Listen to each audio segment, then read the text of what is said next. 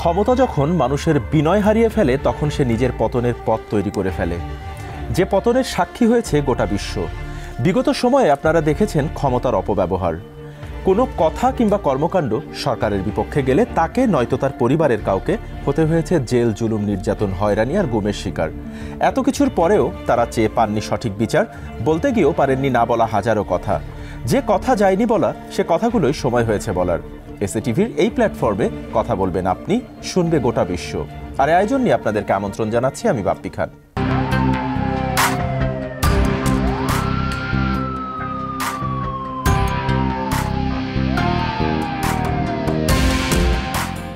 আজ আমাদের সাথে কথা বলার জন্য আমন্ত্রিত অতিথি হিসেবে স্টুডিওতে রয়েছেন কুমিল্লা থেকে আগত বাংলাদেশ জামাতে ইসলামের একজন কর্মী সমর্থক রাকি ইসমাইল। আমরা তার মুখ থেকে শুনব বিগত সময়ে তার সাথে ঘটে যাওয়া বেশ কিছু হয়রানি আর নির্যাতনের কথা। রাকি ইসমাইল, আমি শুরুতে আপনাকে স্বাগত জানাচ্ছি আমাদের স্টুডিওতে। কেমন আছেন? আলহামদুলিল্লাহ, ভালো আছি। আপনি কেমন আছেন? জি আলহামদুলিল্লাহ, আমিও ভালো আছি। আপনি যে কথাগুলো বলার জন্য আপনি এত কষ্ট করে কুমিল্লা থেকে এসেছেন, আমি সে কথাগুলো আপনার থেকে জানবো। আমি শুরুটা করতে চাই যে 2022 সালে খুব সম্ভবত আপনি গুম হয়েছিলেন। ঠিক কোথা থেকে এবং কি কারণে আপনাকে গুম করা হয়েছিল সেটার বিস্তারিতটা যদি একটু বলেন।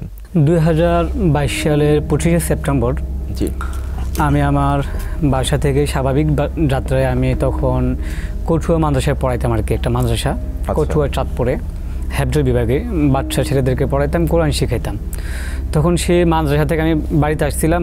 বাড়ি থেকে আমি মাদ্রাসা যাওয়ার পথে আমাদের যে পাশের স্থানীয় বাজার, এটাকে সুয়াগাজী বাজার বলে আর কি, সুয়াগাজী বাজার। তো সুয়াগাজী বাজার আসি প্রায় 9টা থেকে আনুমানিক 10টা টাইম হবে। রাত্রে না, দিনে দিন 9টা থেকে 10টা হবে। খাবার দাবার খেয়ে আমি বের হই মাদ্রাসার উদ্দেশ্যে। তখন আমার সুয়াগাজী বাজার আবার আমার কাকার ওষুধ দোকান আছে। তো কাকার ওষুধ দোকানে কাকার সাথে একটু মজা করলাম, দুষ্টামি করে বাইর হয়েছি। বাইর হওয়ার পরে 1-1.5 মিনিটের পার্থক্যটা, আমি রোডে গেছি। সেখানে সুয়াগাজী বাজার উপরে ফ্লাইওভার আছে, এখানে ওভারব্রিজের নিচে ফদুয়ার বাজার বিশ্বরোড পর্যন্ত ওই জায়গা থেকে মাইক্রোবাস যাত্রী বহন করা আর কি। তো আমি সেখানে গেছি। সাধারণত আমি কঠুয়া গেলে আমাকে ফদুয়ার বাজার বিশ্বরোড হয়ে যেতে হবে। তো আমি ফদুয়ার বাজার বিশ্বরোড যাব আগে। তো সেজন্য আমি মাইক্রোবাসের কাছে আসলাম। তো আমি সেখানে দেখতে পাই দুজন, খুব বয়স প্রায় 33-33-এর কোটায় হবে, খুব স্মার্ট, শু পরা, সাদা পোশাকে পরিহিত, বাইরে দাঁড়ানো। আমার জিজ্ঞাসা করতেছে আপনি কোথায় যাবেন? তো আমি বলতেছি আমি বিশ্বরোড যাব। তো বলতেছি আপনার জন্য তো অপেক্ষা করতেছি। সেই কথাটা বলছে আমি এটাকে গুরুত্ব দেই নাই। আচ্ছা। তো পরে বলতেছি হুজুর ওঠেন ওঠেন ওঠেন, কারণ গুরুত্ব না দেওয়ার কারণ হচ্ছে এখানে সবসময় মাইক্রোবাস থাকেই, মানে এগুলো ভাড়ায় চালিত, কিন্তু ওই মাইক্রোবাসটা কিন্তু খুব ভালো মানের ছিল, একটু ওই ভাড়ায় চালিত মতো না। আচ্ছা। আমিও ওটা আইডেন্টিফাই করতে পারি নাই, এই জন্য যেহেতু সবসময় আমি এখান থেকে উঠি হয়তো এখানে রে। পরবর্তীতে হুজুর ওঠেন আপনার জন্য তো আমরা অপেক্ষা করতেছি, সেই কথাটা বলছে। তো আমি উঠে গেছি স্বাভাবিকভাবে। গাড়ি থেকে আর কেউ ছিল তখন? জি ছিল, আমার কাঁধে একটা ব্যাগ ছিল আর গাড়িতে আরও 2জন ব্যক্তি ছিল। তো তারাও কি আইন শৃঙ্খলা বাহিনীর? জি জি, তারাও আইন শৃঙ্খলা বাহিনীর। 2জন ভিতরে ছিল আর 2জন বাহিরে ছিল, আর একজন ড্রাইভার ছিল। আপনি গাড়িতে ওঠার পরেও কি তখন অনুমান করতে পারেননি কিছু? না না না। আচ্ছা। আমি গাড়িতে যখন উঠছি তারা আমাকে বলতেছে হুজুর একটু ভিতরে চলে যান। তো স্বাভাবিকভাবে এমনি উঠলেও যে হেরা একটু বেশি প্যাসেঞ্জার নেয়, তো প্রায় একটা মাইক্রোবাসে স্বাভাবিক 10-15 জন বসায়। তো আমি মনে করছি হয়তো আরও লোক উঠাবে, আমার একটু ভিতরে চলে যেতে বলছে। তো আমি কোনো কিছু না ভেবে ভিতরে চলে যাই। জি। ভিতরে চলে যাওয়ার পর আমার একবার মধ্যখানে বসায়, 2 সেটে 2 জন বসে যায়, ওই যে গাড়ির মধ্যে যে 2 জন ছিল। আচ্ছা। এরপরে ওই 2 জন ওঠার পরে তারা আপনার দরজা বন্ধ করে গাড়ি স্টার্ট দিয়ে ফেলে। তো তখনও আমার সন্দেহ হয় না যে আসলে তারা কারা। কিছুটা সবাইকে স্মার্ট মনে হচ্ছে, গ্রাম অঞ্চলের মানুষ তো আবার এমন না, এইটা অনুভব আমার হচ্ছিল। কিন্তু আমি এখনও পর্যন্ত সিদ্ধান্ত বুঝতে পারিনি আসলে তারা কারা। পরবর্তীতে আমাদের সুয়াগাজী বাজার থেকে হয়তো প্রায় 100 থেকে 150 মিটার সামনে একটা ইউটার্ন আছে। আচ্ছা। ইউটার্ন, এখানে আবার একটা পাম্প আছে, তেলের পাম্প। সেখানে গিয়ে তারা ইউটার্ন করে ফেলছে। যখন অর্থাৎ গাড়ি যাওয়ার কথা ছিল ঢাকামুখী অর্থাৎ ফতুয়া বাজার বিশ্ব রোডমুখী, কিন্তু গাড়ি ইউটার্ন হয়ে চট্টগ্রামমুখী রওনা করছে। তখনই আমার ভিতরে সন্দেহের উদ্রেক জন্মাইছে। তো পরে আমি বলছি ভাই আপনারা কোথায় যাচ্ছেন, কোথায় যাচ্ছেন? আমি তো ফতুয়া বাজার বিশ্ব যাবো। তখন সাথে সাথে আরেকজন বলতেছে ওই শালা চুপ কর কই আমাকে হাত দুই সাইডে দিয়ে যে দুইজন বসছিল তারা আমার হাত ধরে ফেলছে। আরেকজন ছিল ওই আমার সামনে থেকে আইসা সে আমার মুখ চাপা দিয়ে ধরছে। তখন আমাকে মানে আমি বলতে পারবো কি না, মানে অকাথ্য ভাষায় গালিগালাজ করে, যা একজন মানুষ আরেকজনকে বলতে পারে না। আমি বলতে লজ্জা হচ্ছে এখন, এমন নিকৃষ্ট ভাষায়, মানে এটা আসলে সম্ভব না, এমন নিকৃষ্ট ভাষায় তারা আমাকে গালিগালাজ করে সাথে সাথে। তারপরে একজন বলা শুরু করে ওই যে তার চশমাটা দাও। এর মধ্যে কিন্তু আমার থেকে আমার ব্যাগটা নিয়ে আনে। আমার কাঁধে ব্যাগ ছিল, মাদ্রাসার জামা কাপড় ছিল, পাঞ্জাবি ছিল, ব্যাগটা নিয়ে আনে, পকেট হাতায় সব নিয়ে আনে, কিছু টাকা ছিল, টাকা নিয়ে আনে। এর ভিতরে একজন তারা আরেকজনকে বলতেছে এই যে মামা চশমাটা দাও। তো মানে একজন আর একজনকে মামা বলে সম্বোধন করছে। জি জি জি মামা। আচ্ছা, সবাই না এই কথাটা অন্য একজনও আমাদের এই প্রোগ্রামে এসেছিলেন, উনিও আমাদেরকে বলেছিলেন যে গাড়ির ভেতরে বসা একজন আর একজনকে মামা বলে সম্বোধন করে, এটা তাদের কোনো কোড হতে পারে, কোড হতে পারে সম্ভবত। জি জি জি রাইট। তো বলতেছে মামা চশমাটা দাও। তো পরে একটু পরে আমাকে আমি তো তখন দেখতেছি আরেকজন একটা র্যাবের একটা পতাকা দেয় না ওই যে ইয়ার মধ্যে মাথায়, জি জি একটা পতাকা, প্রায় নীলমুখী পতাকাটা, এমন একটা পতাকা দিয়ে আমার চোখটা বেঁধে ফেলে। চশমা বলতে সে বুঝেছে এই পতাকাটাকে। আচ্ছা আচ্ছা। এরপরে আরেকটু পরে বলতেছে মামা ছুরিটা দাও। তো পরে ছুরি দেবো বলতেছে, আমি খুব ঘাবড়ে গেছি। আমি মনে করছি চোখ বেঁধে ফেলছে, হয়তো এখানে আমার কিছু করে ফেলবে, হয়তো আমি যেহেতু ব্যাগ ছিনাইয়া নিছে, হয়তো তারা গান জুটি বা এরকম হতে পারে, আমাকে চিন্তাই করছে টাকার লোভে, হতে পারে। আমি এমনটাই ভাবছি। এখনও পর্যন্ত আমি কিন্তু ভিন্ন কিছু ভাবতে পারিনি। ব্যাগ ছিনিয়ে নিছে, এরপরে সে বলতেছে ছুরিটা দাও। ছুরিটা দেওয়ার বলার সাথে সাথে আমার পুরা শরীর ঠান্ডা হয়ে গেছে একবারে। মানে এত দ্রুত সময়ের মধ্যে আমি এটা কল্পনাও করতে পারি না যে আমি এখন দুনিয়া থেকে চলে যাব। এটা আমি যখন ভাবছি তখন আমার পুরা শরীর, গায়ের লোম দাঁড়িয়ে গেছে, শরীর আমার ঠান্ডা হয়ে গেছে।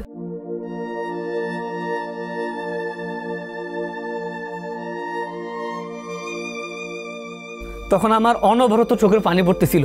তখন আমি কাঁদা শুরু করছি। আমি ভাবতেই পারি না এত অল্প সময়ের মধ্যে কিছু একটা আমার ঘটে যাবে। তখন ছুরির কথা বলার পরে দেখি আরেকজন হ্যান্ডকাপ, আমি তো দেখি না তখন, চোখ বাঁধা ছিল, ওই যে হ্যান্ডকাপ এনে আমার হাতগুলিকে ইয়ে করে ফেললো, বেঁধে ফেললো, লকআপ করে ফেললো। পর আমি বুঝলাম যে না, ছুরি বলতে ছুরি না, ছুরি বলতে হতো এটা। আমার স্বাভাবিক আস্তে শরীরটা কি হয়েছে। এই বাঁধার পরে তারা চট্টগ্রামমুখী অনেক জোরছে, প্রায় মনে গতি ছিল মনে হয় 100-র মতো এরকম গাড়ি ইয়ে করছে। আর আমি একটু চিৎকারের ইয়ে করছিলাম, আওয়াজ দিতেছিলাম। আমার তো তখন বেঁধে ফেলছে, গোঙ্গানি দিতেছিলাম আর কি, চিৎকারটা হচ্ছে না ভালো করে। আমি ভাবছিলাম যেহেতু চিন্তাকারী, হয়তো চিৎকার দিলে মানুষ আসবে। যখনই চিৎকার দিছি, দুই পাশে দুজন আমাকে একবারে মুখ বেঁধে আমাকে বেদরক মারধর করছে। মানে আসলে এত পিটানি পিটাইছে সেখানে, কিল ঘুষি। আমার তখন এদিক দিয়া একটা দাঁত, কোয়ালির দাঁত ফাইটে গেছে ভিতরে, তো রক্ত পড়তেছিল। এই অবস্থায় আমি স্বাভাবিকভাবে হাত বাঁধা অবস্থায় আমি এইভাবে রক্তগুলিকে ধরে রাখছিলাম। এরপরও তো আমাকে মারতেছিল এই গাড়ির মধ্যে। একটা পর্যায়ে তারা মায়ের বন্ধ করে, মানে তারপর আমাকে জিজ্ঞাসা করে তোমার নাম কি। আমাকে মেরে যখন রক্তাক্ত অবস্থা আমি পড়ে আছি, এরপরে সে আমাকে জিজ্ঞেস করতেছে তোমার নাম কি। তো পরে আমি আমার নাম বললাম। এই নাম বলার সাথে সাথে সে বলতেছে তোর বাপ জামাত করে না রে, ফকিন্নির পুত, কুই আমার একটা গালি মারা, তোর বাপ জামাত করে না। আমার আব্বু জামাত করতো। আসলে ওই আমলে তো মানে ওটাই কি মূল অপরাধ হতে পারে, আমি এটা পরে যেটা বুঝতে পারছি আর কি। তাহলে সে আমাকে এই কোশ্চেন কেন করবে? সে আমাকে ধরছে, ধরার পরে জিজ্ঞাসা করতেছে এই তোর বাপ জামাত করে না, তোর শ্বশুর জামাত করে না রে ফকিন্নির পুত, এই কথা বলে আমাকে কি করলো, শ্বাস করা শুরু করলো। আমি তখন কাদা কাদা অবস্থায়, যখন রক্ত অবস্থায় আমার এই দিক দিয়া খুব রক্ত পড়তেছে, আমি কাদা কাদা অবস্থায় তাকে বলতেছিলাম যে ভাইজান একটু পানি দিবেন, পানি হবে। তখন আরেকজনে বলতেছে ওই শালা চুপ কর, মুইতা দি মুতোর মুখে, পানি চাস কেন, আমাকে মানে এইভাবে গালি দেওয়া শুরু করছে। পরে আমি আর ভয়ে পানি চাই নাই, যতবারে পানি চাইতাম পানির পিপাসা মানে প্রচণ্ড বেড়ে গেছিল। তখন ওখান থেকে তারা আপনাকে কোথায় নিয়ে গেল? তারা টানা প্রায় 5 থেকে 6 ঘন্টা, টানা 5-6 ঘন্টা তারা গাড়ি কি করছে, চালাইছে, কোনো থামাথামি নাই। তো যখন তারা ইয়েটা বাঁধছে, ওই যে তাদের ভাষায় হচ্ছে চশমাটা যখন বাঁধছে, তখন এর নিচে দিয়া একটা পর্যায়ে তারা আবার গাড়ির মধ্যে ফুল সাউন্ডে অশ্লীল গান বাজিয়ে রাখছে। একটা টিভি ছিল গাড়ির মধ্যে, একবারে মানে খুব উলঙ্গপনা গান, অর্থাৎ আমরা লজ্জায় আমরা চোখ উঠাতে পারবো না, এমন একটা পরিস্থিতি। তো একটা পর্যায়ে যখন যাইতেছিল গাড়ি, তখন আমি হালকা একটু পানি পানি ভাব ধরে একটু মাথাটা একটু উঠাই, মাথাটা উঠাই পিছনে পড়ে যাই, যেহেতু আমি রক্তাক্ত অবস্থা খুব দুর্বল ছিল, পিছনে পড়ে যখন আমি ঢেলান দিই, তখন হালকা হালকা চোখের এই কানসা দিয়ে একটু দেখতে পাই যে কোথায় যাইতেছি। যেহেতু ফেনী এলাকা, 14 গ্রাম এলাকা, সুয়াগাজী যখন ওভারটেক করে চট্টগ্রামমুখী গাড়ি রওনা হয়েছে, 14 গ্রাম এলাকা আমাদের এলাকা, তো এই রুটগুলো আমার চিনা, ফেনী এলাকা, এরপরে এই রুটগুলো চিনা। তো দেখতেছি সব ফেনীর দিকে, চট্টগ্রামের দিকে রওনা হয়েছে গাড়ি। তখন আমি বুঝতে পারি, এরপর সীতাকুণ্ড আমি তখন আরও ঘুমের 4-5 বছর আগে একবার ঘুরতে গেছিলাম সীতাকুণ্ডে। তো তখন ইয়াটা আমার কাছে মনে হয় সীতাকুণ্ড, তখন আমি সাইনবোর্ডটা দেখি। অর্থাৎ আপনাকে চট্টগ্রামের দিকে নিয়ে যাওয়া হয়। আপনি কি তখনও কি বুঝতে পেরেছিলেন গাড়ির ভিতরে থাকা অবস্থায় যে কোন বাহিনী কর্তৃক আপনি গুম হতে চলেছেন বা কারা নিয়ে যাচ্ছে আপনাকে? না, তখনও আমি বুঝতে পারিনি। ওখান থেকে নিয়ে গেল কোথায়? চিটাগংয়ে নিয়ে কোথায় নিয়ে নামালো আপনাকে? সীতাকুণ্ড থেকে তারা বান্দরবান নিয়ে যায় আমাকে। আচ্ছা। বান্দরবান থেকে একটা পর্যটন কেন্দ্র আছে, মেঘলা পর্যটন কেন্দ্র, জি, এই সেখানে নিয়ে আমাকে নামায়। এবং কি তখন আমাকে আবার হাত পাও সব খুলে দেয়, মানে হাত খুলে দেয়, চোখ খুলে দেয়। আমাকে নামানোর আগে প্রায় 10 মিনিট তারা আমাকে কি করে, প্রশ্ন জিজ্ঞাসাবাদ করে, আমাকে কিছু বিষয় মুখস্থ করায় যে তুমি এখানে নামবা, আমাদের শ্যুটের মধ্যে তুমি আসো, নামবা, স্বাভাবিকভাবে নেমে এই দোকানটার ভিতরে যাবে। মেঘলা পর্যটন কেন্দ্রের, এটা এখন তো আমার মনে নাই, হতে পারে বাম পাশে হতে পারে, একটা চা দোকান ছিল, টং দোকান, এটা পাহাড়ের উপরে। এখানে নামবা, নেমে ভিতরে ঢুকবা, আমরা আসতেছি, দৌড় দিবা, তোমাকে শ্যুট করে দেব। তখন আমাকে বলে যে আমরা গোয়েন্দা সংস্থার লোক, বাকি কোন বাহিনী সেটা আমাকে কি করে নাই, বলে নাই। যখন তারা তাদের গোয়েন্দা সংস্থার লোক পরিচয় দিছে, জি, তখন তো আমি এখান থেকে কোথায় যাব, আমি তো এখান থেকে কি কিছু করে লাভ নাই। তো তারা যেভাবে বলছে, আমি অনেকবারে বলছি এই কথা শুনবি কিনা, নাকি দৌড় দিবি। তো পরে আমি আচ্ছা ঠিক আছে, কিছু করার নাই। তো পরে তারা যেভাবে আমার হাত পা খুলে দিচ্ছে, সব কিছু, কোনো কিছু ছিল না চেহারায়, আমি স্বাভাবিকভাবে নেমে চা দোকানে যাই উঠছি, টং দোকানে। তারা 5 হাত 10 হাত মানে পিছনে নামাইছিল আর কি। পরে যাইয়া আমি সেখানে যাই বসছি, বসার পরে সাথে সাথে দেখি আমি এসপি আলেপুদ্দিন, র্যাবের। তখন তো আমি তাকে চিনতাম না, কিন্তু পরবর্তীতে জেলখানা আসার পরে এর পরবর্তী এখন তো তাকে বুঝতে পারি যে এই লোকটাই ছিল আমার ওই সময় সরাসরি। উনি দোকানে বসা ছিলেন? দোকানে, হ্যাঁ, বসা ছিল। আচ্ছা। পরে সেখানে আপনাকে নামানো হয়েছিল কি কারণে? কিছু বলতে বলা হয়েছিল? না, তারা শুধু বলছে আমাকে তুমি সেখানে গিয়ে বসো দোকানে, আমরা আসতেছি। হয়তো তারা এখানে একটা মিডিয়ার নাটক করতেছিল, তাকেই মাত্র বা কি জানি না। তো আমি যাই বসছি, বসার পরে এই লোকটা আসছে, এই লোকটার সাথে একটা মিডিয়া কর্মী ছিল, চুল খুব লম্বা লম্বা, দেখতে খুবই স্মার্ট, একটা মিডিয়া কর্মী ছিল। দুজন আসে, আইসে আমার সামনে টেবিলে বসে। বসার পরে এসপি নাকি এসপি জানি, আলিপার কি, তো সে বসে আমাকে জিজ্ঞাসাবাদ করে যে তোমার নাম কি? আমি বললাম ইসমাইল। তোমার আব্বুর নাম কি? যে আমার আব্বুর ফিতা হুমায়ুন কবির। বলার পরে আমার দিকে কতক্ষণ চেয়ে থাকে, তোমার ব্যাগটা কোথায়? আমি বলছি আমার ব্যাগটা এরা নিয়ে গেছে। আচ্ছা ঠিক আছে, আসো বললে আমি একটু সামনে গেলাম, তারা আমাকে নিয়ে গেল। সেখান থেকে আপনাকে মানে নিয়ে যাওয়া হয়েছিল মূলত আসলে? জি, যে গুম আপনার যে শুরু হলো গুম জীবন সেখান থেকে স্টার্ট হলো মূলত আসলে এটা মূলত সুগারি থেকে আমাকে নিয়ে গেছে। বাকি এই জায়গায় তারা আরেকটা নাটক করে, মানে এখানে আসার পরে তো আপনি জানতে পারলেন যে তারা, আমি বুঝতে পারছি আমি গুম হয়েছি শৃঙ্খলা বাহিনীর। আচ্ছা, আমরা এর পরবর্তীতে আপনার সাথে কি হয়েছিল সেটিও জানবো, তার আগে আমি যাবো ছোট্ট একটি বিরতিতে। দর্শক, কথা বলার এ পর্যায়ে সময় হয়েছে একটি বিরতিতে যাবার। কোথাও যাবেন না, থাকুন আমাদের সাথে। ফিরছি খুব শীঘ্রই ছোট্ট একটি বিরতির পরেই।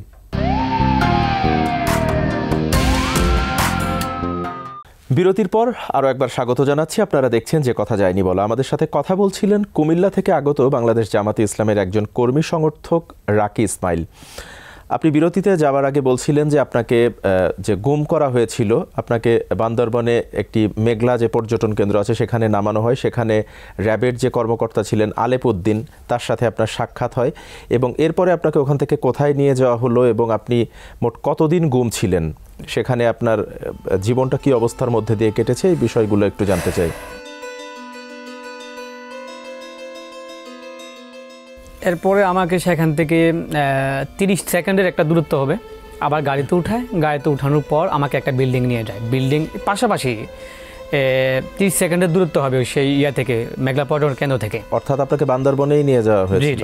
একটা 3 তলা একটা বিল্ডিং আমাকে উঠানো হয়। আমি সিঁড়িগুলি গণি যে 3 তলা একটা বিল্ডিং উঠানো হয়। উঠানোর পরে এসপি আলেপ সরাসরি সে একটা হকি স্টিক নিয়ে আমাকে বসাইয়া বেদরক আবার মারধর করে। সেখানে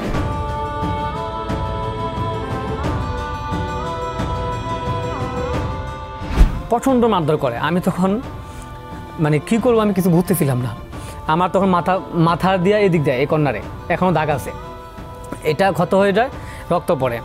আগে তো বললাম ইনজুরি, আমার দাঁত কি করে ফেলে, এই কোয়ালির দাঁত, আমার এদিক দিয়ে রক্ত পড়ে। তো ওই সময় প্রচুর আমাকে বেদরক মারধর করছে। মারধর করার পরে কী জন্য মারতেছে আমি কিছু বুঝতেছি না। আমি বারবার জিজ্ঞাসা করতেছি, স্যার আপনি আমাকে কেন মারতেছেন, যে আপনি আমাকে কেন মারতেছেন, আমি কী দোষ করছি? সে আমাকে একটা কথায় বলে যে একটা গালি দিয়ে, খারাপ একটা গালি দিয়ে আমাকে বলে যে তোর বাপ জামাত করে, তোর শ্বশুরও জামাত করে, এটাই তোর দোষ। তখন আমি বুঝতে পারি হয়তো আমি রাজনৈতিক প্রতিহিংসার শিকার, এটা আমি তখন আইডেন্টিফাই করতে পারি। আচ্ছা, এরপর আমরা এখান থেকে র্যাব 7-এ নিয়ে যায়। র্যাব 7-এ নিয়ে যায়, এটা মনে হয় সীতাকুণ্ডে। র্যাব 7 নিয়ে যায়। র্যাব 7-এ নিয়ে যাওয়ার পরে ওই জায়গায় আমাকে 7 দিন গুম রাখে টয়লেটের মধ্যে। একটা টয়লেটের মধ্যে সকালে একটু খাবার দিত আর রাতে একটু খাবার দিত। আর রাতের যখন 3টা বাজতো তখন তারা আমাকে নিয়ে যেত। আমরা দেখতাম আমাদের পাশের যে সেল তাদেরকেও নিয়ে যেত রাতে 2টা-3টা বাজে। নিয়ে যেয়ে সেখানে তারা আবার মারধর করতো, আবার জিজ্ঞাসাবাদ করতো। মানে এটা কোথায় নিয়ে যেত? এটা র্যাব 7-এর একটা বিল্ডিংয়ের মধ্যেই, তাদেরই। ওই জায়গায় অনেকগুলো বাথরুম ছিল, এখনও যত সম্ভব আছে। ওই বাথরুমগুলিতে তারা নির্যাতন করতো। একটা বাথরুমের মধ্যে তারা আমাদেরকে রাখছে 7 দিন, কোনো গোসল নাই, কোনো কিছুই নাই, নামাজ নাই। মানে বাথরুমের আসলে ওইটা আপনার মানে জায়গা কতখানি ছিল? জায়গা ছিল একটা কবরের মতো বলতে গেলে। এটা আপনার 2-2.5 ফুট হবে। আচ্ছা, প্রশস্ত আর লম্বা হতে পারে 6 ফুট এমন হতে পারে। আর সামনের কোনো দরজা ছিল না, সিসি ক্যামেরা ছিল। একজন বাথরুম করতেছে, সব কিছু করতেছে, সব দেখতেছে সিসি ক্যামেরায়। নির্লজ্জ একটা অবস্থা। তো সেখান থেকে পরে 7 দিন রাখা হয়। সেখান থেকে আমাদেরকে আরও কয়েকজন ছিল, এদেরকেও এক একজনকে কোথায় থেকে গুম করছে বলতে পারি না। বাকি আরোদের ছিল, তারা যে কান্না করতো এটা আমরা শুনতে পেতাম। এক একজনে কান্না করতেছে, এটা আমি শুনতে পেতাম। আমি কান্না করতেছি, তারা শুনতে পেত। তো বাকি বুঝতে পারতাম এখানে আরও অনেকেই আছে আমার মতো। পরবর্তীতে এখান থেকে আমাকে ঢাকা নিয়ে আসে। ঢাকায় র্যাব 1-এ নিয়ে আসে। র্যাব 1-এ নিয়ে আসে, এটা আমরা স্পষ্ট দেখতে পারি। র্যাব 1-এ নিয়ে আসার পরে এখানে আবার সরাসরি আবার এসপি আলেপকে আমি দেখতে পাই। এখানে আরেকজনকে দেখতে পাই যারা আমাদেরকে সরাসরি নির্যাতন করছে, এসপি শ্যামল।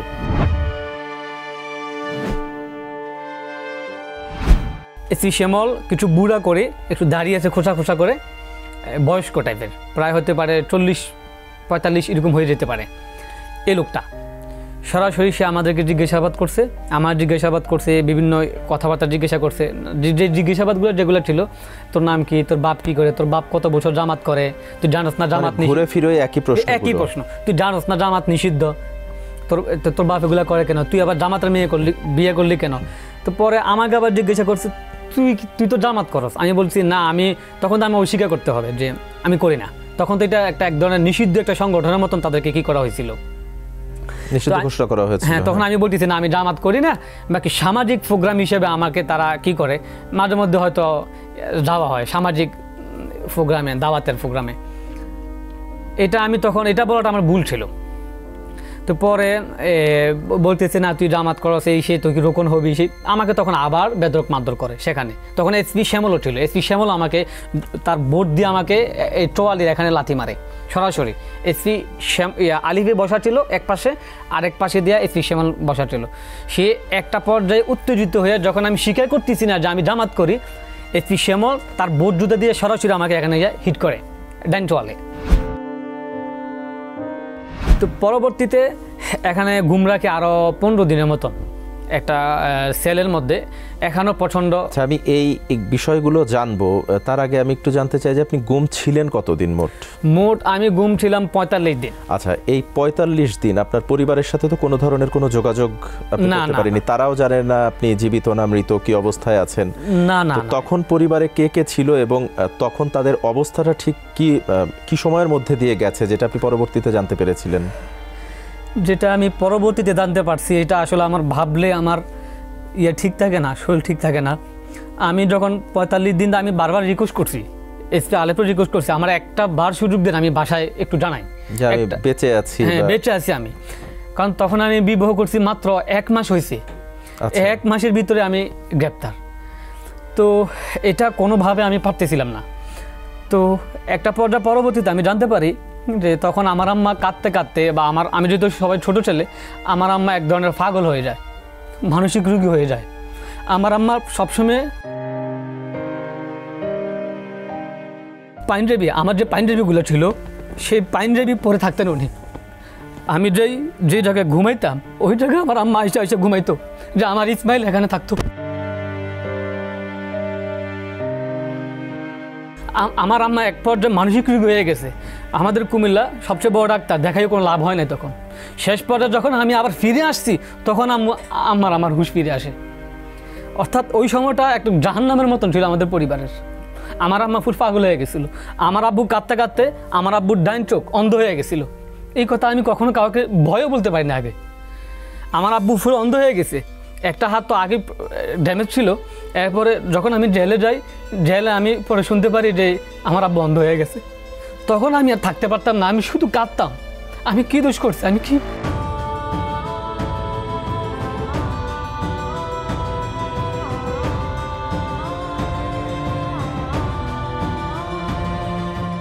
দর্শক, আপনারা বুঝতে পারছেন আসলে এই অবস্থায় একটা মানুষের কথা বলার মতো আসলে কোনো ভাষা বা জ্ঞান, হিতাহিত জ্ঞান থাকে না। কি অবস্থার মধ্যে দিয়ে গেছে আমাদের দেশটা, এই আলেম সমাজগুলো, তাদের উপর কি পরিমাণ অমানবিক নির্যাতন করা হয়েছে সেটি আপনারা বুঝতেই পারছেন। আমি অত্যন্ত দুঃখিত যে আপনি আসলে আপনি এই আবেগ আপ্লুত হয়ে পড়ছেন, আপনার এই কথাগুলো শুনে আমি বুঝতে পারছি। কিন্তু যে বাস্তবতার মধ্যে দিয়ে আপনি গেছেন সেটা একমাত্র আসলে আপনি অনুভব করেছেন, সেটি আসলে গোটা দেশবাসী তথা বিশ্ববাসী জানবার দরকার যে আপনি এবং আপনার পরিবার আসলে ওই সময়টা ঠিক কী অবস্থার মধ্যে দিয়ে গেছেন। পরে আমি জেলখানা যাওয়ার পর আমি জানতে পারি আমার আব্বু একটা চোখ অন্ধ হয়ে যায় এবং উনি পরবর্তীতে লেন্স লাগায়। লেন্স লাগানোর পরেও আর কি হয় নাই, ঠিক হয় নাই। পরবর্তীতে আমাকে যখন দেখতে আসে আমার পরিবার, আমার ওয়াইফ আমার কাছে যায় এত সব বাকরুদ্ধ হয়ে গেছে, কারণ বিবাহের মাত্র 1 মাস হয়েছে। তখন সে বাকরুদ্ধ হয়ে গেছে, সে আমাকে দেখে কোনো কথাই বলে নাই, কথাই বলতে পারতেছে না। সে জানতেছে না যে আমি আর জীবনে ফিরে আসবো কিনা। আর তাকে সবাই বলতেছে তোমার স্বামী শেষ, তোমার স্বামীর জীবনও ফিরে আসবে না। সে তখন মানসিকভাবে অস্থির হয়ে গেছে, ফুল ভেঙে পড়ছিল। তো এমন একটা সময় গেছে, আসলে এটা আমি এখন কল্পনা করলে আমি থাকতে পারি না। এটা আমার কেমন জানি মনে হয় যেন পুরো জীবনটাই আমার এক জাহান্নামে পরিণত হয়ে গেছিল ওই সময়টা। আপনি তাদের সাথে দেখা হয়েছিল তো 45 দিন পরে। এই 45 দিনের জীবনটা যেটি আপনি বলছিলেন, ওই জায়গাটাতে আবার একটু ফিরতে চাই যে আপনাকে সেখানে বলছিলেন যে নির্যাতন করা হতো, বেধড়ক মারধর করা হতো। আরও কোনো বিশেষ দিন বা স্মৃতির কথা কি আপনার মনে আছে কিনা, ভয়ঙ্কর কোনো স্মৃতির কথা 45 দিনের মধ্যে, যেটা এখনও আপনার মনে পড়লে আপনি শিউরে ওঠেন বা আপনার ভিতরে ভয় কাজ করে? ওই ঘুমকালীন দুইটা স্মৃতি আমার এখনও মনে পড়ে। আমি খুব আটকে উঠি এখনও, ঘুমের মধ্যে মাঝে মধ্যে আমি চ্যাপটা গায়ে উঠি, ঘুমাইতে পারি না, মনে হয় যেন আমি আবার ঘুম হয়ে যাচ্ছি, আমি এখনও আটকে উঠি। দুইটা স্মৃতি, একটা হচ্ছে আমি একদিন আমার খুব প্রচণ্ড প্রস্রাবে ধরে, তখন আমি বলতেছিলাম যে মামা আমি প্রস্রাব করতে যাব, আবার কথা বলা যায় না, কথা বললে এসে ভেদরক মারে, একটু দেখাইতে হয়, মামা বললে দেখাইতে হয়। তো আমি দেখাইছি, একবার দেখাইছি, সেই কোনো রেসপন্স করতেছে না আমারে। পরবর্তীতে 1 থেকে 2 মিনিটের ভিতরে আমারও প্রচণ্ড প্রস্রাবে ধরছে, আমি আবার কি করছি যে মামা, এই কথা বলার সাথে সাথে সে আইসাই আমার একটা লাথি মারছে। আমি এখান থেকে মনে হয় যে প্রায় 5 হাত দূরে গিয়ে পড়ছি একই রুমের মধ্যে।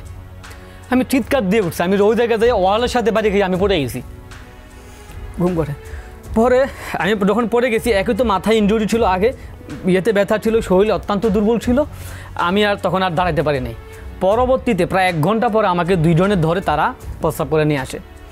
ওই সারা রাত, ওই রাত আমি সারাদিন কাঁদছি, সারাদিন আমি শুধু নামাজের দ্বারে শুধু কাঁদছি আর তাকে লানত করছিলাম। যেহেতু আমি রাখি বলছি, আমি এই অধ্যায়টা আমার জানা আছে, লানত করলে সরাসরি কীভাবে অ্যাটাক পড়ে। আমি সারা রাত তাকে না ওই যে তার মামা নামটা যতটুকু জানি আর তার অবয়বটা আমি যতটুকু দেখছি, এই দৃশ্যভাবে তাকে সারা রাত আমি লানত করি। আল্লাহর কি অশেষ মেহেরবানি, পরের দিন সকালে এসে আইসা আমার হাতে ধরে মাপ চাওয়া শুরু করছে যে মামা আমি ভুল করছি, আমার মাফ করে দে, আজ আমি সারা রাত ঘুমাইতে পারি না তোরা মাইরা। আমি অবাক হয়ে গেছি, অলৌকিক ব্যাপারটা, আসলে অলৌকিক ব্যাপারটা।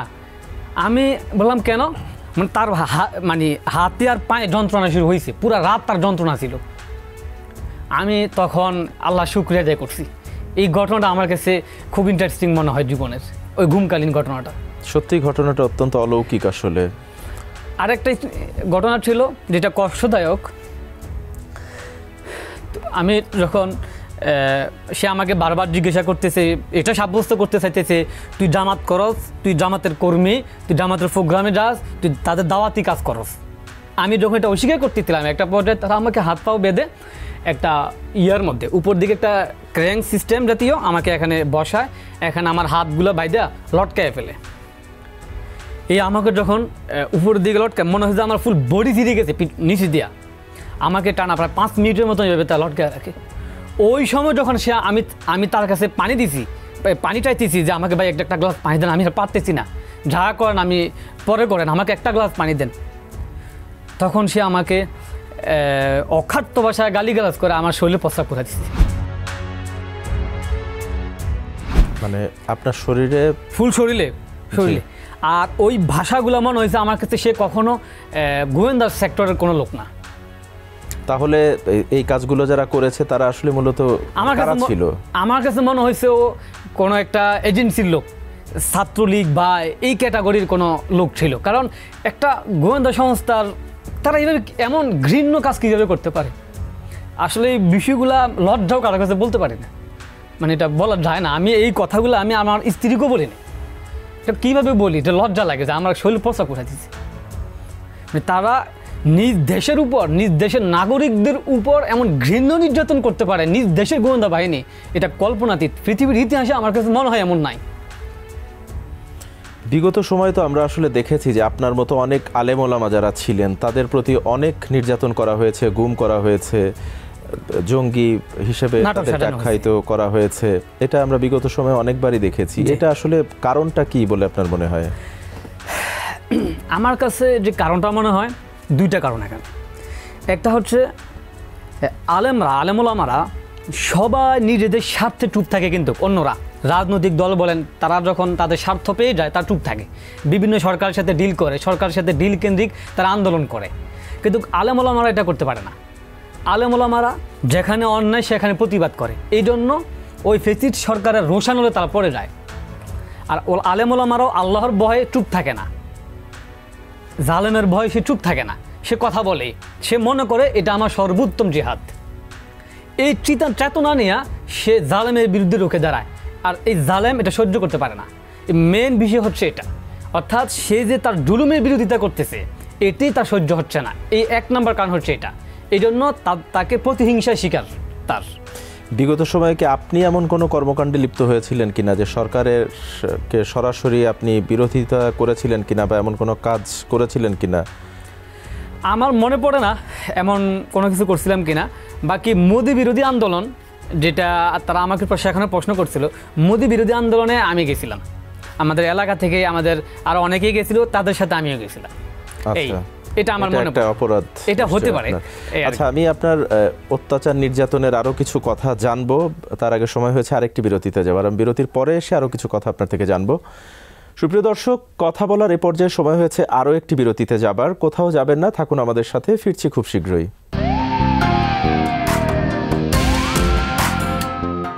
বিরতির পর আরও একবার স্বাগত জানাচ্ছি। আপনারা দেখছেন যে কথা যায়নি বলা। আমাদের সাথে কথা বলছিলেন রাকি ইসমাইল। আমি বিরতিতে যাবার আগে আপনি বলছিলেন যে মোদি বিরোধী আন্দোলনে আপনি যোগদান করেছিলেন। আপনার বাবা এবং আপনার শ্বশুর দুজনই জামাত করতেন, মানে এগুলোই মূলত আসলে আপনার মূল অপরাধ ছিল বা আপনি যে টার্গেটের শিকার হয়েছিলেন। তো ৪৫ দিন আপনাকে ওখানে রাখার বিভিন্ন নির্যাতনের কথা আপনি ইতিমধ্যে বলেছেন। তারপরও ওখানে আপনাকে যে ৭ দিন রাখা হয়েছিল বাথরুমে, এরপরে ঢাকাতে আনা হলো, সেখানে কি অবস্থায় রাখা হয়েছিল এবং অন্যান্যদের সম্পর্কে কোনো তথ্য পেয়েছিলেন কিনা? খাবার দাবার কি দেয়া হতো, এই বিষয়গুলো যদি একটু বলেন। এক পর্যায়ে বলা যায়, এক কথায় বলা যায়, যেখানে এর পরবর্তীতে রাখা হয়, যে সেলগুলিতে রাখা হয়, এটা এক ধরনের মিনি একটা জাহান্নাম, মিনি জাহান্নাম বা মিনি কবর। তো আপনারা দেখছেন হয়তো আয়নাঘর ভিজিট সরকার করছে, এখানে কিছু সেল ছিল পুরো কবরের মতো, ৫-৬টা সেল ছিল। তো ওই কবরগুলির মধ্যে মূলত রাখা হয় বিশেষ জায়গায়। এটা একটা মানে পরিত্যক্ত হসপিটালের মতো মনে হয়েছে আমার কাছে, সেখানে রাখা হয়। সেটা বাহির দিয়েও কিছু দেখা যায় না, ফুল আবদ্ধ, চতুর্দিক দিয়ে আবদ্ধ, ডানে বামে সর্বদিক দিয়ে আবদ্ধ, বাইরের কোনো সাউন্ড শোনা যাচ্ছে না, ভিতরে কোনো আলো নাই, নিজের শরীরের পশম নিজে দেখতে পারতেছিলাম না। সেখানের প্রতিটা দিন প্রতিটা রাত এমনভাবে কাটছে, মানে এটা আসলে আমি ভাষায় বলে বুঝতে পারবো না। শুধু আমি সেদিকে শুধু কাঁদতাম, আমি কার জীবনে যাইতে পারবো কিনা, আমি কি আমার ভাষায় বুঝতে পারবো কিনা। কারণ আমি বিবাহ করছি মাত্র 1 মাস হয়েছিল তখন। আমি যখন এটা আমার মাথায় আসতো যে আমি মানে হের কী হবে, আমি না গেলে সে কীভাবে থাকবে, এটা যখন ভাবতাম আমি তখন বেউজের মতো পড়ে থাকতাম। আমি থাকতে পারছিলাম না, কোনোভাবে আমি থাকতে পারছিলাম না। কিন্তু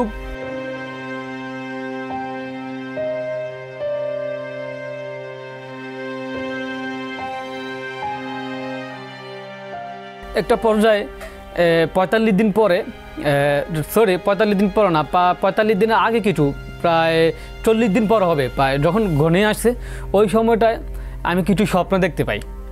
ওই স্বপ্নগুলি দেখার পর আমি একটু স্বাভাবিক হই। ওই সময় একটা ঘটনা আমার খুব মনে পড়ে। আমার পাশের সেলের একটা পাশের কবর সেলের অনেকেই ডাক্তার আসতো, যে তোমার কী অবস্থা, তোমার কী অবস্থা। প্রতিদিন ডাক্তার এসে তাদের খোঁজ খবর নিয়ে যেত। তো রাকি ইসমাইলের কোনো খোঁজ খবর নিত না, আমাকে এসে জিজ্ঞাসাও করতো না যে তোমার কী অবস্থা। তো আমার কাছে এটা কেমন জানি মনে হয়েছে, আর চিন্তায় এক ধরনের অসুস্থ হয়ে গেছিলাম, মানসিক রোগী হয়ে গেছিলাম। হাত দিলেই হাতে প্রচণ্ড চুল আসতো, অনেক, প্রায় মনে হয় 100খানিক চুল আসতো, এমনি দিলেই 100খানিক চুল আসতো মানসিক টেনশনে। তো একটা পর্যায়ে আমি চিন্তায় যা আসলে আমি মনে অসুস্থ হয়ে গেছি, আর সর্বাঙ্গে ব্যথা। আমি একদিন স্বপ্ন দেখি যে আমার বোন একজন ডাক্তার। তো আমার বোন আইসা আমার বলতেছে, এই তোমার হাতটা দাও। আমি আমার হাতটা দেই। হাতটা দেখার পরে সে বলতেছে, শোনো তুমি টেনশন করিও না, তুমি সুস্থ আছো। এই কথা বলার পরে আমি জাগ্রত হয়ে যাই, সাথে সাথে আমি সালাতে দাঁড়িয়ে যাই, আল্লাহর কাছে প্রশংসা করি, আর মনকে বুঝে যে আসলে আমি সুস্থ আছি। ওই যে ডাক্তাররা হেরা মানে ওদেরকে দেখে আমাকে দেখে না, এই জন্য যে মনক্ষুণ্ণ হয়েছিল এটা আমার চলে গেছে।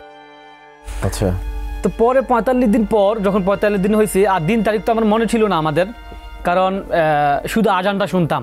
মনে হয় পাশে বিমানবন্দর ছিল, একটু পরে পরে শুধু বিমান উড্ডয়ন করতো, সেই আওয়াজটা আমরা শুনতে পারতাম। 5 মিনিট পর পরে বিমান উড্ডয়নের আওয়াজ আমরা পাইতাম, আর আজান শুনতে পাইতাম। অর্থাৎ কি র‍্যাব 1-এ ছিলেন এমন কিছু অনুমান করতে পেরেছিলেন? হ্যাঁ হ্যাঁ, এমনটা অনুমান করছি। পরে আমরা জানতে পারছি যে র‍্যাব 1-এর পাশেই বিমানবন্দর।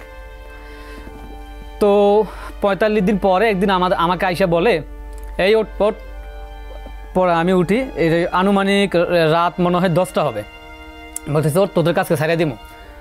এই কথা বলার শোনার সাথে সাথে খুব মনটা খুশি হয়েছে। আমরা ভাবছি যে সাইরা দিব বলতে, আমার এক বলতেছে তুই শোন, এটা প্রমাণিত হয়েছে তোরা নির্দোষ, কোনো সমস্যা নাই, টেনশন করিস না, তোদেরকে আজকে আমরা ছেড়ে দিব, তুই তোর বাসায় চলে যেতে পারবি, কোনো টেনশন করিস না। এই কথা বলার পরে আমি তো খুব একটা আনন্দ বোধ করতেছিলাম।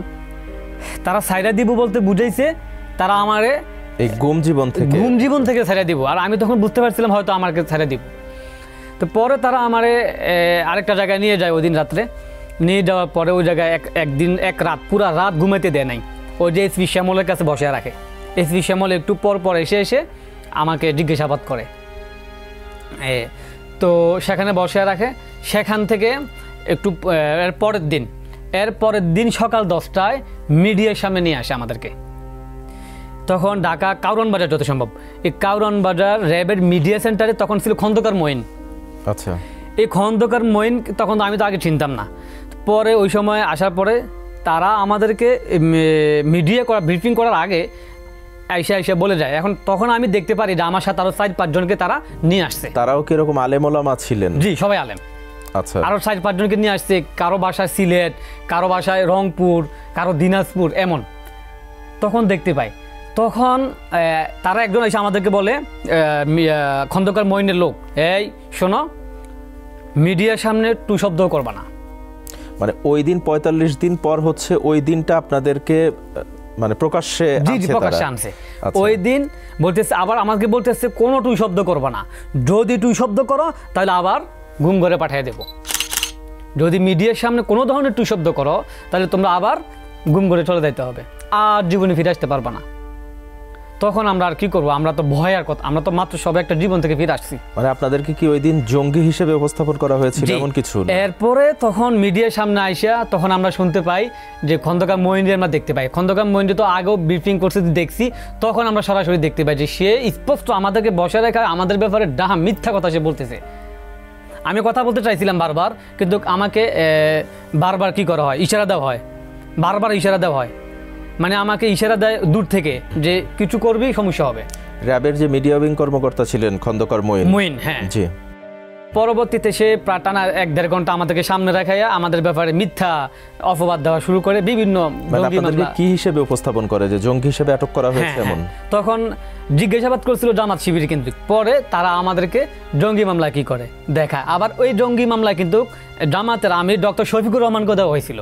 আচ্ছা, তখন এর পরবর্তীতে ওনাকেও এই মামলা নাটক আকারে সাজানো। ওখান থেকে মিডিয়ার সামনে ব্রিফিং করার পরে আপনারা জঙ্গি হিসেবে নিজেদেরকে আবিষ্কার করলেন 45 দিন পর। হ্যাঁ, আমরা আগে জানতাম। সেখান থেকে আপনাদেরকে কোথায় পাঠানো হলো? জেলখানায়? পরে সেখান থেকে আমাদেরকে পাঠাইছে নারায়ণগঞ্জে, সেখানে একটা র্যাবের কাছে হস্তান্তর করছে। তারা আমাদেরকে পাঠাইছে কুমিল্লার র্যাব 11 কাছে পাঠাইছে। র্যাব 11 থেকে আমাদেরকে তারা লাকসাম থানা পুলিশের কাছে পাঠাইছে। আচ্ছা, আমাদেরকে হ্যান্ড ওভার করছে লাকসাম থানা পুলিশ, আমাদেরকে জেলখানায় কি করছে। আচ্ছা, এই যে 45 দিন অতিবাহিত হয়ে গেল, এরপর আপনার পরিবারের সাথে প্রথম কবে সাক্ষাৎ হলো এবং সেই অনুভূতিটা যদি একটু সংক্ষেপে বলেন আমাদেরকে। দীর্ঘদিন পর আপনি ফিরেছেন, পরিবারের সাথে দেখা হবে, এই যে অনুভূতিটা, সেটা একটু সংক্ষেপে জানতে চাই আপনার কাছ থেকে। আসলে সেই অনুভূতিটা একই সাথে যেমনটা আনন্দদায়ক, আবার তেমন কষ্টদায়ক। 45 দিন এই পৃথিবী দেখে নাই, সূর্য দেখে নাই, মানে একটা 4 দেওয়ালের কবরের মধ্যে আবদ্ধ ছিলাম। সেখান থেকে বাইর হয়েছি, আকাশ দেখতে পাইতেছি, ঢাকা শহরে দেখতেছি মানুষ, গাছগাছালি দেখতেছি, এটার একটা আনন্দদায়ক অনুভূতি ছিল। পরে যখন পরিবার আসছে, পরিবার আমার সাথে সাক্ষাৎ করছে 45 দিন পর, যখন আমাকে জেলে হ্যান্ড ওভার করে, কিন্তু মধ্যখান দিয়ে যখন দেওয়াল, পরিবার আমাকে ছুঁতে পারতেছে না, আর আমিও পরিবারের কাছে যাইতে পারতেছি না। আমার স্ত্রী আসছে, আমিও কিছু বলতে পারতেছি না, তাকে বুঝাতে পারতেছি না। সেই কষ্টদায়ক সেই স্মৃতি আমি বলে বুঝাতে পারবো না। আমি তখন সেখানে দাঁড়িয়ে শুধু কাঁদছি, আমার মুখ দিয়ে কোনো কথাই বের হতো না। তারাও কাঁদছে, আমিও কাঁদছি, হুফাইয়া কাঁদতাম তখন। আর আমার পাশে যে গেছিল সে তখন আমার বলছে কাঁদিও না, আমার হাত বুঝে দিছিল। আমার তো আর কান্দা থামে না, আমি আর কবে বের হবো এই জাহান্নাম থেকে, আমি সেই স্মৃতি ভাবতেছিলাম তখন। এরপর জেলখানা থেকে মুক্তি মিলল কতদিন পরে আপনাদের আইনি প্রক্রিয়ায়? জেলখানা থেকে মুক্তি ফিরছে, জেলখানায় ছিলাম টানা 2 বছর। আমি 25 সেপ্টেম্বর গ্রেপ্তার হয়েছিলাম, মানে গুম হয়েছিলাম। 45 দিন গুম থেকে পরে 4 নভেম্বর আমাকে কি করে হ্যান্ড ওভার করে থানা মামলা দিয়া, জঙ্গি মামলা দিয়া। পরবর্তীতে জেলখান পরে লাকসাম আমি প্রায় 27 মাস ছিলাম, কুমিল্লা জেলে 27 মাস ছিলাম। পরে ওই জায়গায় থাকাকালীন আমার নামে আরেকটা, তখন আমার মামলা ছিল একটা, তখন আরেকটা মামলা আমার এসে লাগে, ওটা হচ্ছে রাঙ্গামাটি। অথচ রাঙ্গামাটি আমি জীবনও যাই নাই জেলখানায় থাকতে। তখন আমার মামলা প্রক্রিয়া প্রায় শেষ পর্যায়ে ছিল। আমি ভাবতেছিলাম হয়তো আমি বের হয়ে যাব 27 মাসের মাথায়। এর ভিতরে আরেকটা মামলা লাগায়, আমাদেরকে সালানে নিয়ে যায় রাঙ্গামাটি। এই রাঙ্গামাটি তখন সালানে নেওয়ার পর আবার রিমান্ডে দিয়া ওই যে র্যাব 7-এ আমাকে নেওয়া হয় একই জায়গায়। অর্থাৎ বিয়ের মাত্র 1 মাস পরে আপনাকে গুম করা হলো, এরপরে জঙ্গি হিসেবে উপস্থাপন করা হলো, এরপরে জেল খাটলেন 2 বছর। 2 বছর। এর আগে আপনার নামে তো কোনো মামলা নিশ্চয়ই ছিল না? না, আগে কোনো মামলাই ছিল না আমার নামে। আমাদের পুরো সবাই আলেম পরিবার। আচ্ছা, আমি আপনার কাছে এই যে এত অত্যাচার নির্যাতনের মধ্যে দিয়ে গেছেন, আপনি সহ অসংখ্য আলেমরা রয়েছেন যারা বিগত সময়ে এরকম বিনা দোষে বিনা অপরাধে, তারা নিজেরাও জানেন না তাদের ঠিক কী অপরাধ, কিন্তু তাদেরকে এভাবে ধরে গুম করে রাখা হয়েছে। অনেকে হয়তো বা এখনো ফিরেও আসেননি, এমনও রয়েছে অনেকে আছে। তো আমি এখন যদি আপনার কাছে জানতে চাই যে বর্তমান যে অন্তর্বর্তীকালীন সরকার রয়েছে, 5ই আগস্টের পরে অন্তর্বর্তীকালীন সরকার দায়িত্ব নিয়েছে, অন্তর্বর্তী সরকারের কাছে আপনি একজন গুম থেকে ফেরত আসা ব্যক্তি হিসেবে বা ভিকটিম হিসেবে আপনার চাওয়াটা কি বা তাদের কাছে আপনার বার্তাটা কি, এটা যদি একটু বলেন। ধন্যবাদ আপনাকে। সর্বপ্রথম এক্ষেত্রে আমার কথা হচ্ছে, যেহেতু এই সরকার গণঅভ্যুত্থানের সরকার, হাজার হাজার শহীদের, হাজার হাজার গুমের ভিকটিমের আত্মদানের মধ্য দিয়ে এই সরকার কি হয়েছে, গঠিত হয়েছে। এই জন্য তাদের কাছে আমাদের একটা দাবি আছে, আমার স্বতন্ত্রভাবে দাবি আছে, চাওয়া পাওয়া আছে। সেটা হচ্ছে ছাত্র উপদেষ্টাদের প্রতি আমি সর্বপ্রথম বলতে চাই, কারণ তারা বেশি হকদার, তারা এখনও দায়িত্বে আছে। তাদের কাছে আমার চাওয়া হচ্ছে, দেখেন আজকে আপনারা যদি এই আন্দোলনে গেছে, ফ্যাসিস্ট হাসিনার যে আন্দোলন ছিল, সেই আন্দোলনে যদি, জুলাইয়ের আন্দোলনে যদি আপনারা পরাজিত হইতেন, তাহলে আজকে আপনারা কেউ ঘুম ঘরে থাকতেন, আর না হলে জাতি আজকে জানতে পারতো যে আসিফ মাহমুদ জঙ্গি, অমুকে জঙ্গি ছিল। আজকে আমরা মিডিয়া তখন এটা জানতে পারতো। আল্লাহ তাআলা আপনাদেরকে বাঁচাইছে। এতে এই নাটক আবার নতুন এই বাংলাদেশে চলতেছে, অথচ আপনারা কি ক্ষমতা দিন, এটা একটা দুঃখের বিষয়।